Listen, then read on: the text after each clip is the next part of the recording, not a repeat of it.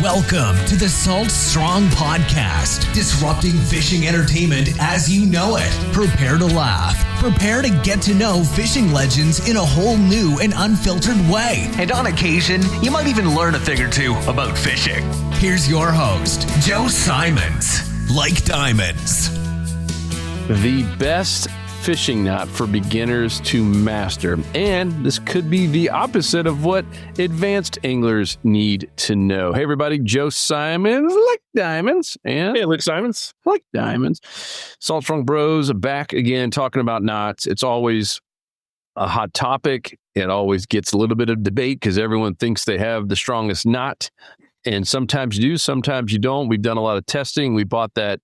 It was like a $1,800 knot tester where you can really get it down to the mini decibels where it's not just, hey, I think this knot is strong, or hey, I don't know that I've ever lost a fish from it. So we hear that kind of stuff, and that's great. But end of the day, if you're fishing and you know how tough it can be, right, Luke? It can be a grind. You were out there today in Homosassa. We'll talk about that in a little bit. I want to hear about this umbrella incident on your boat. And some days are a grind. And there's nothing worse when you finally get that bite, especially if it's a big fish, and you lose it because of a knot, or sometimes you're not even sure it was a knot. Maybe you got wrapped around something, but at the end of the day, you want to have every single thing on your side. Like you want every possible slight advantage possible. Now, this podcast is going to be a little bit more towards the beginners, but as you do evolve and grow and get better and better, you do need to change your knots. So that's kind of another point of this podcast is don't just stick with this one knot we're going to talk about, and we'll talk about kind of the evolution of knots and what we believe that you should know and really master, where you can kind of do it, blindfolded, because sometimes you're going to be out there like the Mad Snooker fishing at nighttime with no lights, and sometimes you'll be early morning and skeeters are out and you can't see anything, and you just got to be able to tie a knot as fast as humanly possible. So let's get into it, Luke. Let's first talk about your trip today. What happened? You got an umbrella incident? Yeah. I had the bright idea of getting an umbrella, and I actually bought an umbrella stand for my boat. So like when it's hot, especially on days like kind of today, at least it started this way where it wasn't windy and it was getting hot. I put the umbrella up front on the casting platform, and I'm literally just like standing on the umbrella in shade while fishing. Feels really nice. It's a very good break from the sun, but the wind came up and I was like, I bet you this umbrella can handle it. And next thing I know, it was actually right when I got snagged on a rock. The umbrella shot off, and it's literally floating off. And so now, do I break off or do I save this umbrella? And I was like, I think it can float. And anyhow, I got my lure back and turned around. The umbrella's gone. It's sunk. And no. So I finally go over there and found it. I snagged it with my lure and got it back. So it's all on video too. That'll be a fun video on the my first time fishing out of Homosassa, and caught some reds and snook and an umbrella. So when you say an umbrella stand, is it like a legit stand with like sand or water in it, where it's a heavy one, or is it a light one? What is it? It's 30 pounds, but it's not sand. It's like a cement, I guess. It's surrounded by plastic. And you're just doing side cast? Obviously you can't go back. Okay. Well, yep. So, but on to knots though. This is something that I'm passionate about. It's the one thing in fishing. Can't even control umbrellas apparently, but the only thing in fishing that we actually have control over is the strength of our knots, and it's on us to make sure that we're choosing the right knot. And a big problem in the industry, and I fell for many years, like to the point where I was tournament fishing with knots that I thought were good, because people that recommended said, hey, this is 100% knot. So I just went ahead and used it and assumed they were true. And turns out once I finally started testing knots, like once we started Salt Strong, that was just a big push. We got some testing software, or not software, some very high-end scales where we can actually test the exact breaking point of line. And I tested like every knot that I could find. And I was blown away that my beloved knot, this 100% knot that I was told, got smoked by a knot that's thinner and sleeker, and it wasn't even close. It lost every single time, 100% of the time it lost. And then I started doing the pound difference, like the tension difference, and it was around 30% weaker Whoa. than another knot. And so now, again, for many years I was using a knot because I thought the person that I said 100% knot knew what they were doing. So what knot was that? Short, what's that? What knot was it? We're dying to know. The double uni. So the double uni was the line to line connection that I was told was good when I switched from mono over to braid. It's like, hey, this knot works great on braid. It's 100%. Use it, right? And I just trusted it, and turns out that was totally wrong. So at the macro level, there's going to be a lot. Get on YouTube, even at the boat dock, wherever. There's going to be a lot of people talking about knots, which is great. But the one way to know that you shouldn't trust advice is if they say they have 100% knot, because I've done broken more knots than probably most people, like under controlled test. And there's no such thing as 100% knot. Even my favorite knots, they're still going to, the break is going to happen in the knot. It doesn't make sense that fishing line which is obviously designed to hold tension in one direction, when you contort it and twist it and turn it into a knot, that now you have pinch points that are created in there. You've got tensions going multiple directions. Unless your line is terrible, where there's like some sort of compromised part of the main line, the break is going to happen in the knot every time.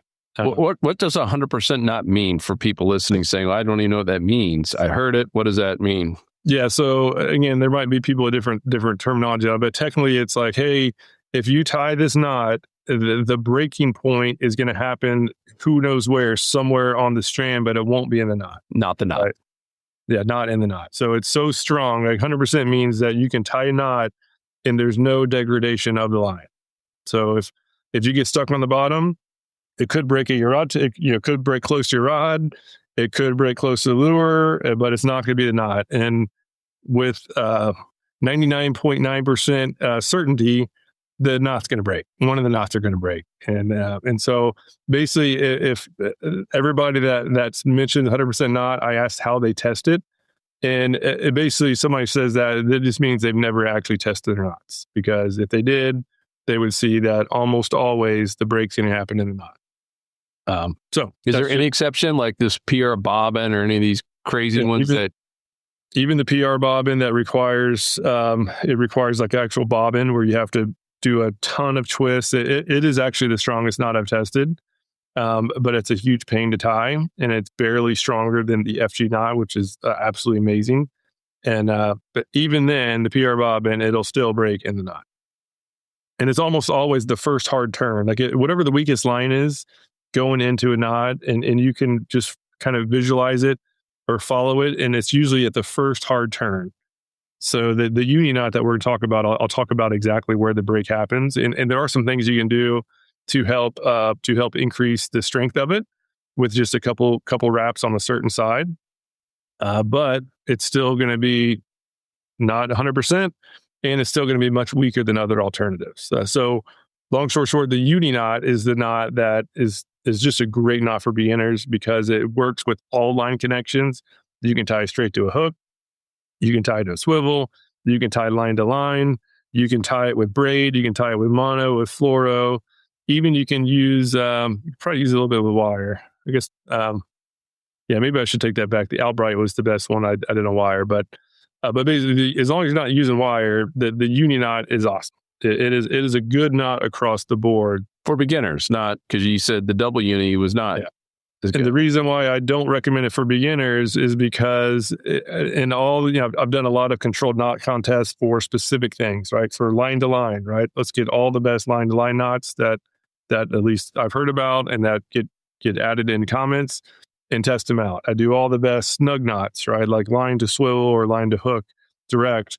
And at no point is the uni knot the best. So it's always good, but it's never the best. So advanced anglers who are trying to catch, the trophy fish on light line and want to make sure that you never lose a fish of a lifetime due to being a little bit lazy on a knot, the advanced angler should not be using the uni knot. It's not very hard to learn new knots. Even the FG That is now my personal favorite. It has been testing extremely well for line-to-line connections, for specifically for braid to leader connections. After practice, it only takes a minute. And with after practice with the double uni knot that it replaces, it's like it maybe takes an extra 15 seconds to get 30% more strength while being thinner. It's a no-brainer. So that's the argument I hear, even from some guides that do the double uni. Right. And I get that. Like, to put myself in their shoes, they're many times not trying to get the fish of a lifetime for their clients. They want something quick, and every 30 seconds or even 15 seconds does help.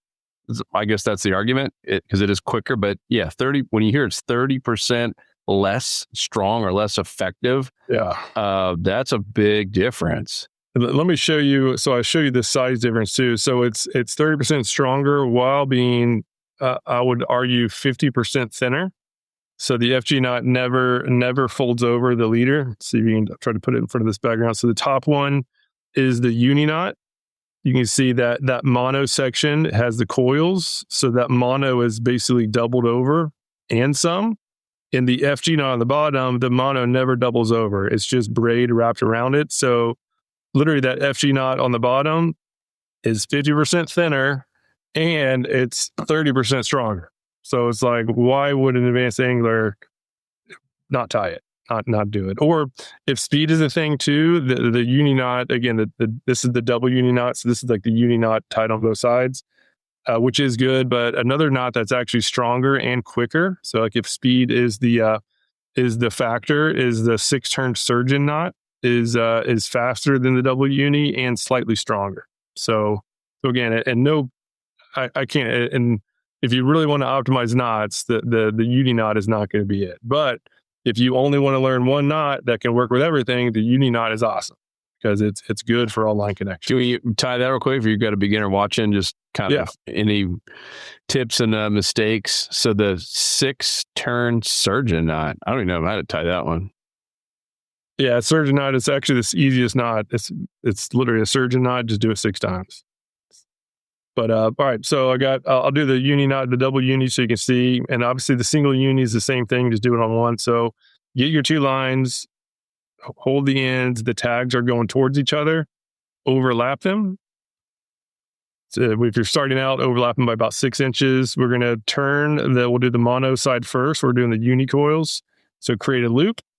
And now with the tag end, we're going to go through the loop plus around the braid 5 times. So 1, 2, 3, 4, 5, and this is all in sequence. So do you always loop to you or away from you personally? I always go to me, but I don't think it matters. And then we're going to pull it fairly tight just to cinch it down. Get out of the way. And now we're going to do the same thing. So that's basically, we just did the uni knot. So like if you're tying to a hook or something, that would be the same thing you do. Now for the braid, same exact thing. We create the little loop. And now we're going to do through that loop with braid. Braid is a lot, doesn't have nearly as much friction. So typically with knots, for the braid, you do twice as many coils as mono. So in this case, do 10 coils. A lot of people do 5 coils with both braid and mono. And if you add the extra 5 coils on the braid, it's going to be stronger. I can't remember. I think it was like 5 to 7% stronger, if I remember right. But one of those tests was done previously. So I lost count on here, but I'm basically taking that braid through that loop. We're going to do it 10 times. We'll just say that's right. That's about 10 times. That's a baker's dozen there, Bab. It's a baker's dozen. And you can do more, right? The more you do, the stronger it'll get, but it'll basically get like fractionally stronger, and it doesn't cinch down quite as well. So now we have the braid coils on one side, we have the mono coils, and then to cinch it down, we basically let go of the tags and we pull together. I'll have that white backdrop, and then just put a lot of tension on it, and that seats them together. So they're basically called stopper knots. Looks like it's 100%. Yeah, it looks like it's 100%. But I promise you, if granted, these are both 40-pound lines, so I'm not going to break them by hand. But if I did break them, that break is going to happen inside the knot. So cut the tags off, and then you can see the braid side, right, is very thin and does pretty tight wraps around the mono. But that mono, the fact that it's doubled over, it just leaves a fairly thick knot.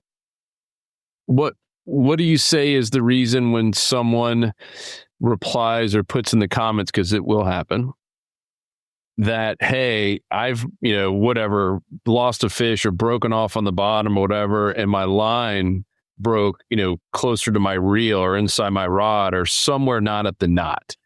What's the reason behind that?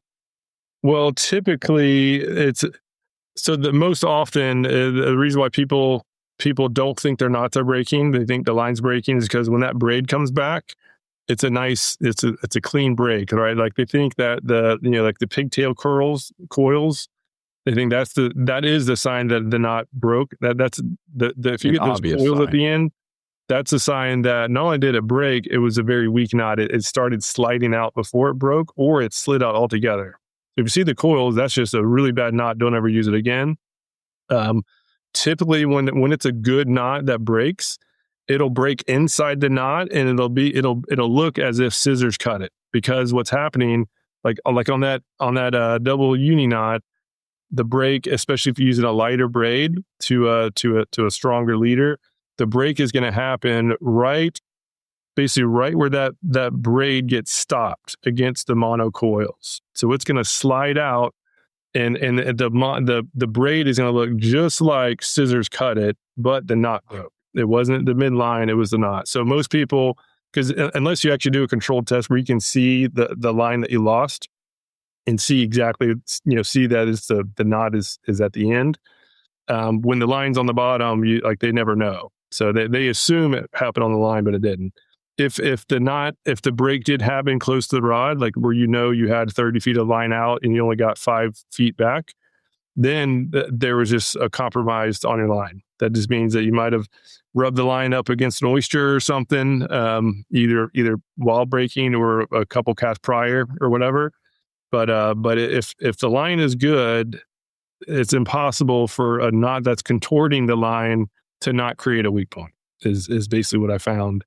And I thought when I started these knot contests, I actually did believe in 100% knot. I thought there would be one, and I have had some some breaks happen outside the knot, but it's not even 1% of the time. Very rare. Still believes in unicorns, but not the 100% knot. Yeah, so I believe it's about as real as unicorns. Correct. Sasquatch. You like Sasquatch? You like Bigfoot? Yeah. I mean, who doesn't? Anyway. But yeah, so all I know for years, I was, even when tournament fishing, I was using the uni knot, thinking that it was the best, and I actually had it more complex where I would tie the bimini twist on the braid. So I was using 10-pound braid to a 20-pound leader. So I would bimini twist to double up the braid, and then I would do a double uni knot with the end of the bimini loop to my leader. It's a huge pain to tie. So I was actually it's much longer than the FG knot. And it's provably weaker. Every 100% of the time, I'd put them head to head, the FG1. So that's with or without the scooter stick. Yeah, exactly. Hey, 4th of July, around the 4th of July time, we got Joe Dirt and this. You guys recall that scene from Joe Dirte? Joe Dirte, I was just about to say. The fireworks.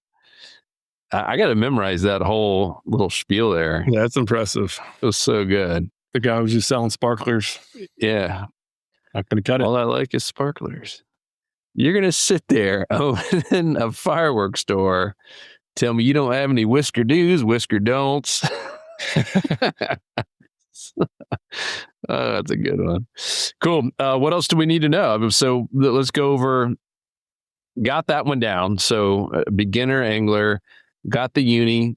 I could tie it directly to my hook or whatever. What would you learn next after you can master the uni in all scenarios? So, especially for lure fishermen, and we have all this in the fishing school, it's once you're ready to learn a slightly more complex knot, but much stronger, and takes, again, an extra 15 seconds. For the braid, the most important knot that you need to focus on, put the most time in whichever knot is being tied to the weakest line. So for most of us saltwater anglers, it's going to be the knot that's from our braid main line to our stronger leader. We have to use stronger leaders because a lot of these saltwater fish are toothy and thin braid, because a lot of these bigger, smarter fish actually hold up in shallow water. We got to maximize casting distance. So I've put most of my time and effort on trying to get the best line, braid to leader knot as possible, because as long as I get that good, it doesn't really matter what I have on the end. If I have a 10-pound braid to a 30-pound leader, I could use a terrible knot at the other end of the leader, and it won't make a difference. The 10-pound braid is going to be the weak point. So focus your time on the knot that is touching your weakest line. And assuming that is going to be the braid, the FG knot is shockingly good. It is incredibly thin. It's literally designed to spread the tension load. So the reason why it is so good is because the braid is making these coils, and it's spreading the tension load evenly across this long strand. You can see that slightly thicker line. That's the braid wrapped around the leader, and it's basically spreading that tension load. Compared to the stopper style knot, like the uni knot, that tension load is right where the braid coils stop up against the uni coils. That creates the weak point. That's where that constriction's happening. So you want to avoid knots that create that have a stopper style knot on the weak line. And that's exactly what the uni knot does. That's what actually most knots do.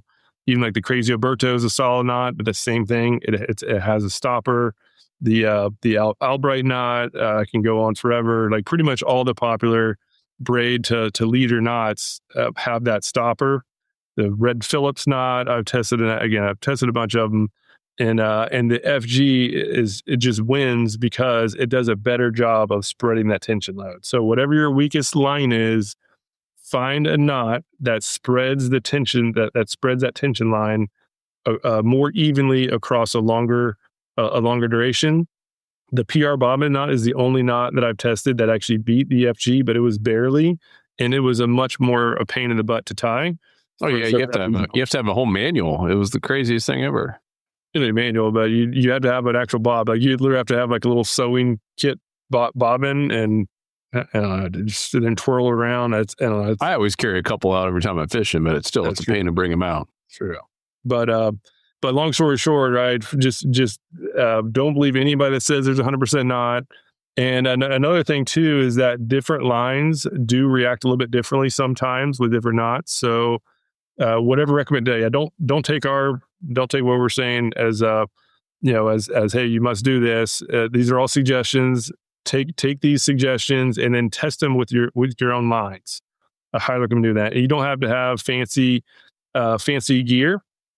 Find a fence post. I started mine with just doorknobs, and at the very beginning, I didn't even have a scale. Actually, I got a $10 scale at Walmart, and I would tie one side to the scale, the other side to a doorknob, and I would pull till it broke, and then I would go and see what the breaking point was. So you don't have to have anything fancy. Just test them out.